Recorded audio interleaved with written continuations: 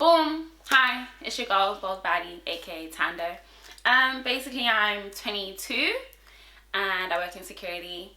And yeah, my brand is Bold Baddie. And being a Bold Baddie is following oneself and believing yourself and always chasing, not always chasing, but like, tunnel vision on that purpose, baby.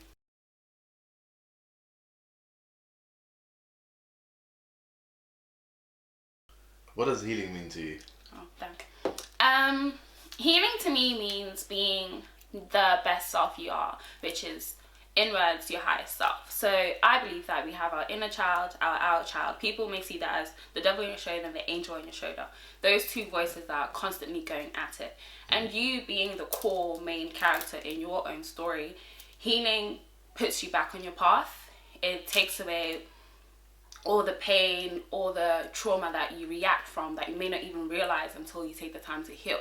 So healing to me is coming back to oneself and understanding what it means to be you and what you were put here on this planet for. And that can be different from anybody, and for whatever religion you believe in, that can look very different for you. But it's all about how you perceive yourself.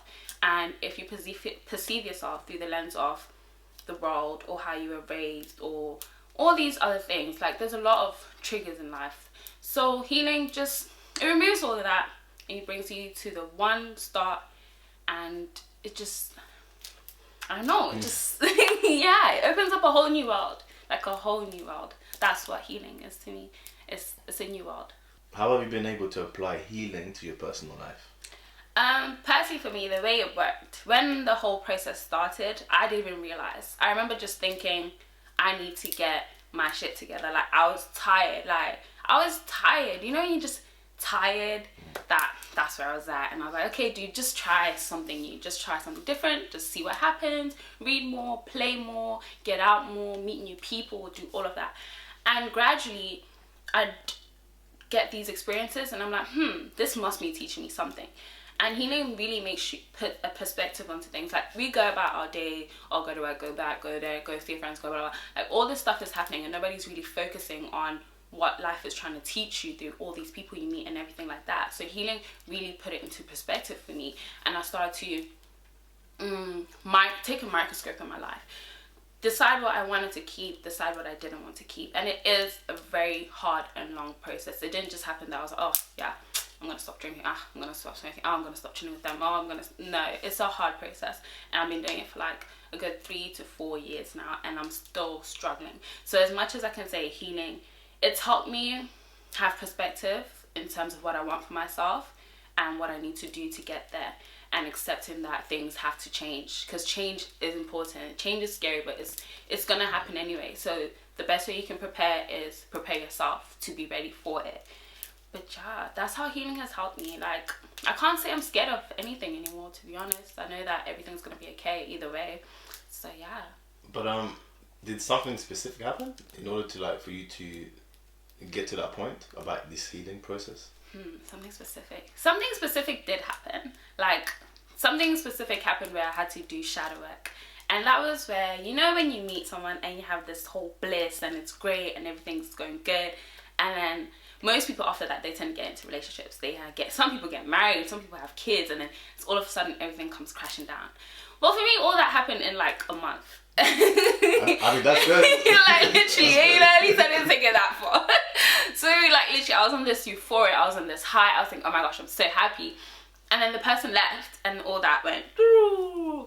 And that's where I knew that happiness has to come from myself. It can't come from anybody else. So that experience really made me think, oh, Thando, are you even that great as you think you are? Like, if they can't stay, then who's gonna stay? Like, it was a lot. It was painful. I cried almost every night. But I came out stronger because I realized that this was just a chapter and it had to happen so I could realize that I'm not as secure as I thought I was. I'm very, very avoidant. Like, at that moment, I was open to the situation and that's what caused it to hurt more. But other times, I've always been very avoidant of any scenario that's like that. I just, no, thank you. But yeah, it has really opened my eyes to the fact that we're not as great as we think we are, and we can do better, and it's possible. For those who don't know, what's shadow work? Shadow work is a beast. Shadow work is facing the beast and telling it, yo, I'm about to win this. No, I'm kidding. But like, for real, guys, shadow work is hard. And mostly, as we all know, when you're a baby, you're born, you're pure, cool. And then you absorb all the energies that are around you. So if you grow up around parents that are always arguing, most likely you're going to think to resolve situations is to argue. So shadow work brings you back into your, okay, how can I put this? Shadow work is sitting down with yourself and recognizing your triggers and talking yourself through them and accepting them. You can do this with a therapist also, obviously. But basically what you do is you think back to a situation where you may have reacted out of turn, so you didn't need to react the way you needed, and you think, I wonder what made me do that. And maybe you remember a time that your dad reacted towards your mom out of turn, or you saw something really traumatic, and since then you've just always acted like that. So that's basically shadow work. You just go back and back and back and find the core root trauma, and you decide, so I need to gain a new perspective, and now I need to understand why that happened so I can know why I'm like this. That's shadow work. It's digging deep into yourself. I'm guessing you were able to find those little little things in your life where, like, you know what, this is why I'm like this. Literally. You want to expand on that real quick? How can I put? I make a lot of friends. Let me like, this was my core wound. Let me say, I make a lot of friends because I like being open to people. I like meeting people, blah blah blah. But I never like to keep friends. Keeping friends is never a thing of mine. That's why I like temporary jobs and stuff like that. That's why I came to realize that I like temporary situations because they feel safe. And that for me means if they can't get close, or if I don't know them, then it doesn't count. Whatever happens, whatever they do to me, it doesn't count because I don't know them. And that would basically come from where I'd say my father passed away at a really young age and I knew nothing of him. I didn't even know people had fathers, dog. It was only primary school and I was like, oh shit, people have dads? Like, what the fuck? Like, I was so shocked. And my mum didn't even really speak about it. And that's another wound in itself because, I don't know, there's things that parents need to be open to having the conversations with children with, because it would save children a lot of strife in life, because they'll go seeking answers from other people and that's where they gain more wounds from it. So for me, it was definitely learning that it's okay to let people know you. It's okay for people to leave, you know. It's okay, like, it's okay. That was it for me, really, that it's okay. Like, shit happens, people leave, people die, life goes on. And it's okay to be sad, because I didn't want to be sad. I think that was the main thing. But it's okay to be sad. If it hurt you 10 years ago or 10 minutes ago, it's okay to be sad. But do you know what, yeah? I think being a parent is really, really hard, and we learn as we go. True. Yeah. So I don't think we should put too much too much pressure on parents, because that's true. 100%. But I feel like it's also an adult's responsibility to be an adult, you know, especially if you're gonna have kids. Like, kids don't know anything, dog. Like, we're stupid, we're learning everything as we go. And I can understand for our parents' generation, they were raised by people that were raised around a very racist society, so what they did is what they knew. But we have the chance to be that change, and the only way we can be that change is to heal all that past trauma that comes from our grandparents, their parents, and all that they were conditioned to believe about themselves, and they were conditioned to believe that how they should raise children. But I think it's our responsibility to be a better future. That's not to say because your parent neglected you or emotionally neglected or physically abused you, just be like, oh no, bye. Talk to them. Like, if you can't talk to them, learn to forgive them so you can forgive yourself, because you won't be able to move on until that happens. Like, you'll still be acting out that pain. But yeah, that is true. Parents do deserve credit, because we're here, aren't we? We are. And on that topic, like, how's been the process like? Are you slowly getting to a better place, or have you hit that already? I think I've hit that. I think I'm at a space where I'm just aligned. Everything is being aligned for me. Yeah, let me say that. Everything is being aligned for me at this moment, and I just have to be good, be truthful, be honest, put myself out there, and take chances and believe in myself. That's where I'm at. Before, I had to tell myself, I love you, I love you, I love you, I love you, I love you almost every day until I fucking believed it. And guess what I do? So yeah, and when you believe it in yourself, no one can mess with you, first of all.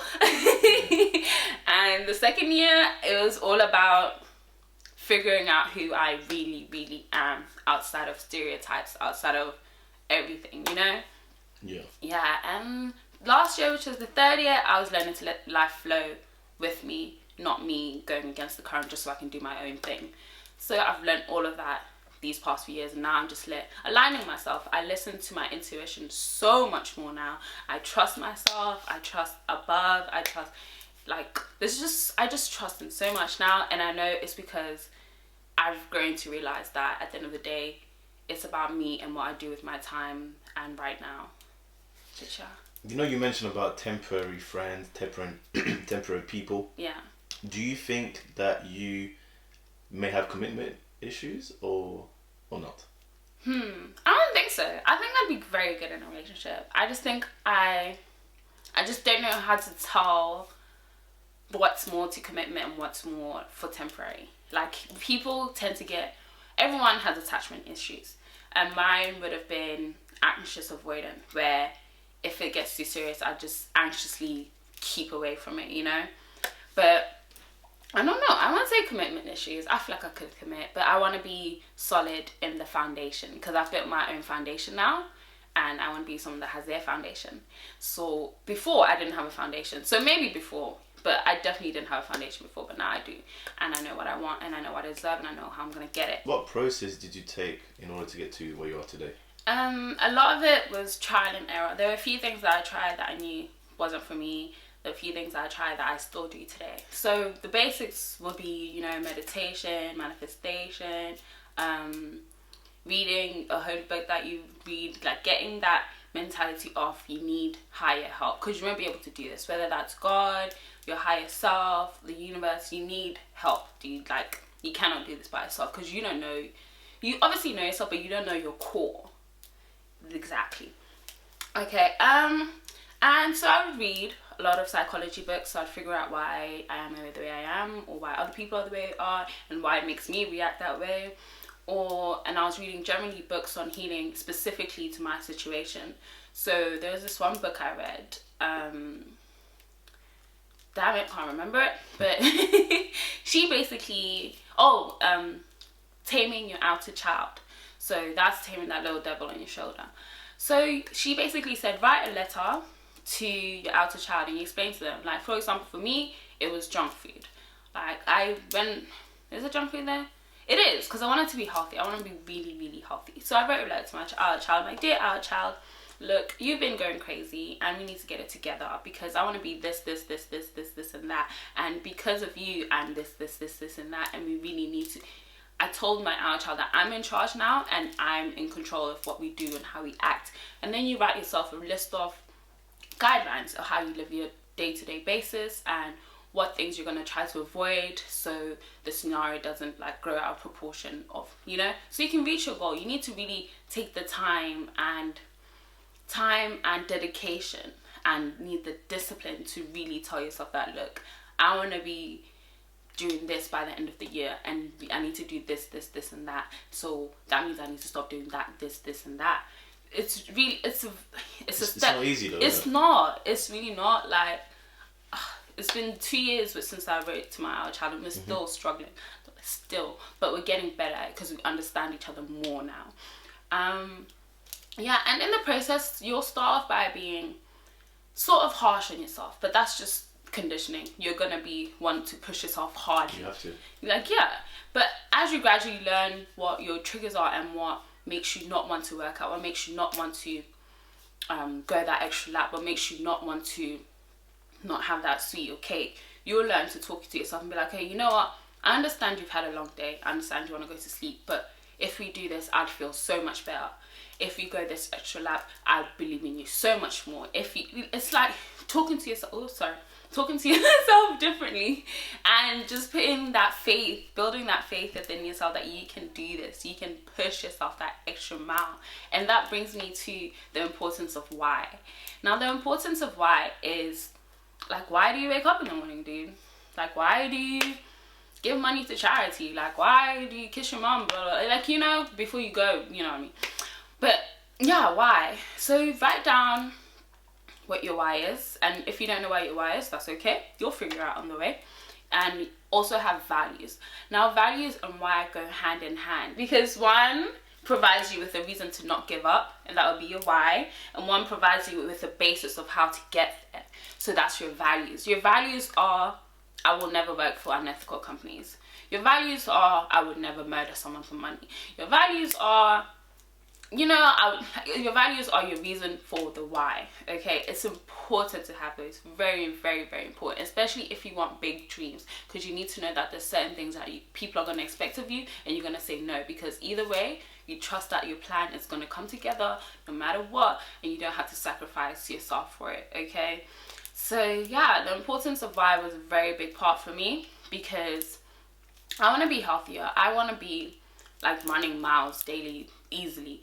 And where I was drinking from a young age, which is like a very, I'd say, cultural thing in South Africa, that has been very hard for me to leave. But I always remind myself that before I even lived in South Africa, I was playing sports almost every day. So I always try and remember my inner child and tell her, like, look, I'm doing this for you, because I remember how much you used to play, and I know how it frustrates you to not play. So that's the importance of why. Just have your reason, and then have your reason to not give up. Because you can do this. Like, you got this. It's you. Like, I don't know. Like, come on, man. Just, like, take your time. There's no rush. Like, the plan is going to go accordingly. And if this was part of the plan, it was part of the plan. Either way, you're going to win. Either way, you're going to win. But win with a kind heart. Win clean-hearted. Win the good way. Because that's what's going to last. Because when the time comes, you're going to have to answer. Eek. What you gonna say? I just enjoyed life on earth and killed a bunch of people for $1 billion.